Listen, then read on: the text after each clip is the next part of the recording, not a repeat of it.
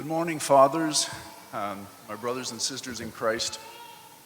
As the former stewardship chairman at St. John the Forerunner in Youngstown, Ohio, I have researched and studied much about stewardship in the past decade and would like to share some of what I have learned.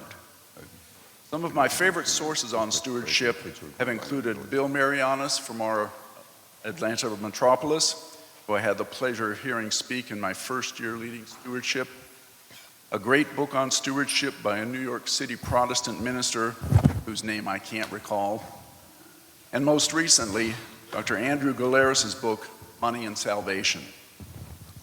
Today I plan to discuss the why of stewardship. We can address the how in the future. I hope that these ideas help you consider why you do what you do for stewardship, maybe create a little cognitive dissonance, and ultimately aid your salvific stewardship journey. Most of us can recall a typical child's excitement receiving gifts from family and friends at Christmas, opening new toys and playing with them. If multiple children are unveiling new toys together, we may observe a child who wants to play with their own toys and those of the other kids. Yet if another child wants to share the first child's new items, we hear, "Don't touch my stuff." This reaction becomes an opportunity for the child's loving parents to step in and address this behavior, teaching sharing, kindness, and consideration of others. Such lessons are among the first in the child's journey through striving to become Christ-like, achieving theosis, goal of Orthodox Christianity. Hopefully, throughout his lifetime, the child is taught by parents, extended family, priests, church family, and independent study to embrace a Christ-centered way of life. When I became chairman at St. John and was full of ideas and examples to share with our parish, my wife Renee noted that we need to lead by example. Can't talk about tithing without doing it. Suddenly it hit me. She was going to touch my stuff. But we took that leap of faith, and what happened next was remarkable. We soon learned you can't outgive God. The practice of giving was blessed and grew, but all other aspects of our lives felt a blessed impact also. Over time, I learned that such blessings are felt most deeply when the giving reflects our first fruits, even when it hurts a little, instead of when we give God what is left. Instead of keeping up with the Joneses, let's keep up with the Pauls, Peters, and Johns. Instead of chasing the American dream, wouldn't chasing the Orthodox dream prove more fruitful? To what end are these dreams anyway? The American dream ends when we die. The Orthodox dream ends with eternal salvation. Prayer, fasting, and almsgiving are the three pillars of Orthodox Christian spirituality. Almsgiving and our parish's stewardship efforts go hand in hand.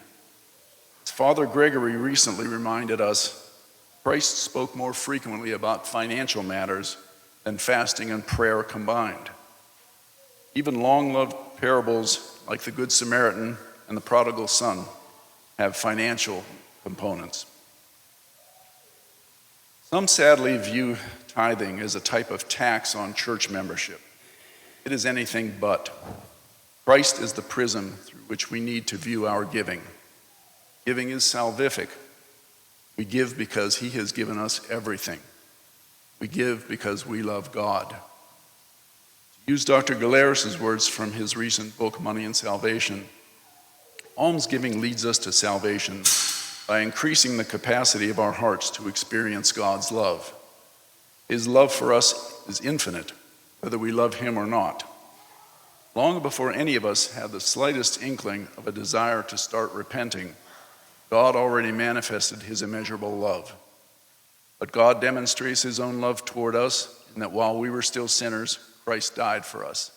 That's Romans 5:8. There is nothing more Christ can do to either show us how he loves us or work on behalf of our salvation than what he has already done. His work is finished. John 19:30. Almsgiving, therefore, does not change God's heart toward us. it changes our hearts toward Him. It does not cause God to love more. It expands the capacity of our heart to experience the love He already has for us. We ourselves have the power to determine to what degree God's freely offered loving presence becomes a reality in our lives or remains foreign to our experience. Our every act of selfless love opens our hearts to a deeper experiential knowledge of God's love, and every act of selfishness makes His entry more difficult.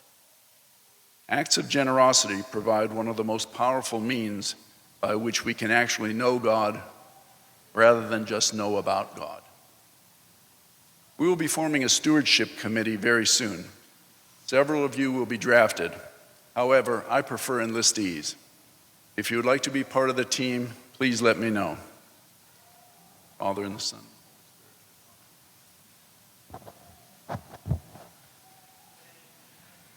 Thank you, Larry. And thank you all for supporting your church.